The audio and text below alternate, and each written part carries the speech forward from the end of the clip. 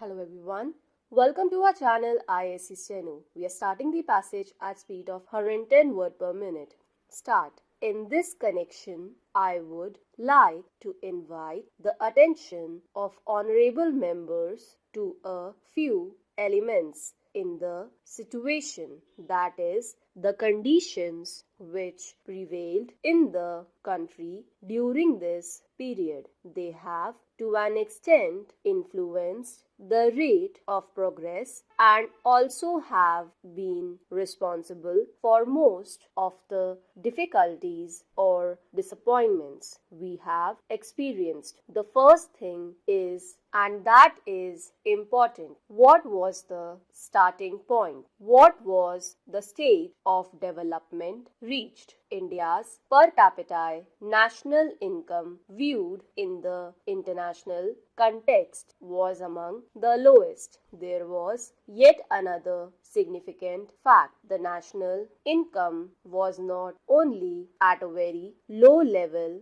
but also there was no evidence that this country was catching up with the increase in population. That is, the trend in regard to per capita national income was downwards. It did not amount to stagnation, but certainly there was deterioration, and therefore our planning effort had to face this downward pull, which had to be overcome. It took a number of years. The period of first plan and a part of the second plan to achieve that. That is a very big result we have achieved, because then a certain dynamism is introduced in the economy which pushed it forward. It will be recognized that among our handicaps, and there were many handicaps, was our lack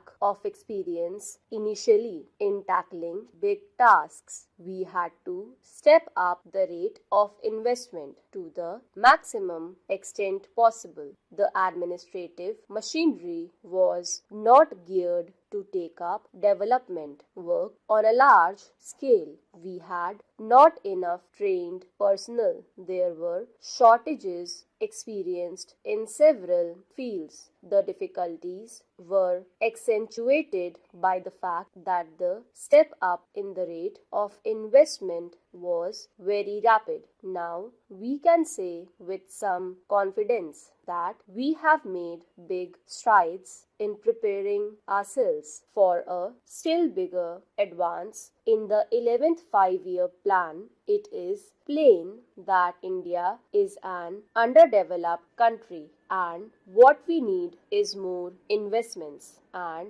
therefore more savings. A large majority of the people are not in a position to make any savings. That is a fact which has to be faced squarely. There is yet another factor which has a very important bearing on the pace of our progress. It is our democratic structure. I am convinced that democratic forces will become an ally of development. Sir, I was referring to the situation through which we have passed. It is a fact that our people, who are a free people, are slowly awakening to the new developments in the country. There is a new consciousness about their needs and their rights. Therefore, they ask for more and the claims pile up. That is one side. On the other side, we have not got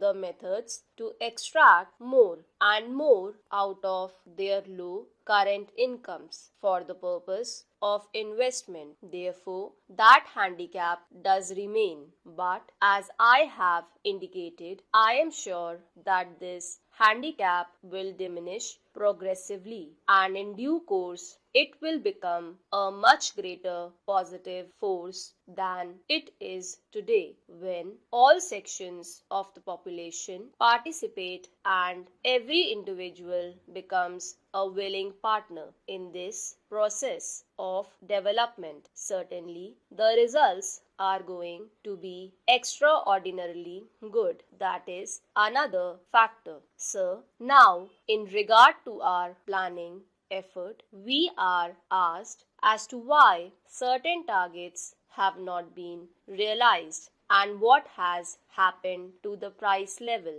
It is to be remembered that we are operating in a mixed economy in which the scope and area of state controls and regulations over production and distribution activities are limited to the minimum necessary. I believe we have been able to reconcile these factors to a considerable extent, but we are still confronted with the problems which arise therefrom. Another factor concerns the federal structure of our state. We are supposed to formulate and execute the plan at various levels, including the center, states, and local bodies. Again, I think it is not a disadvantage, but certainly in the coordination of the various processes of planning and development, certain difficulties do arise. One fact which I would like to bring to the notice of honorable members,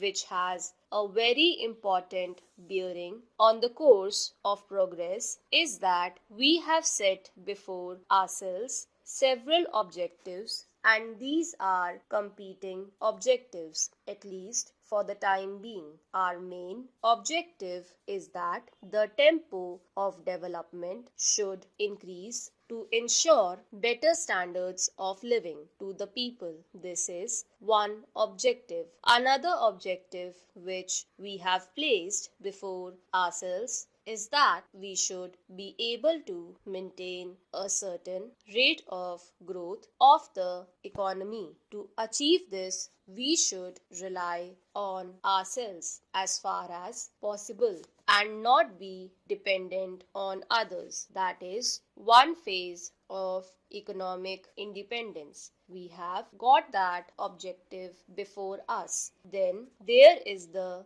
third objective which we have set before ourselves, and that is a very important one for any community. Stop.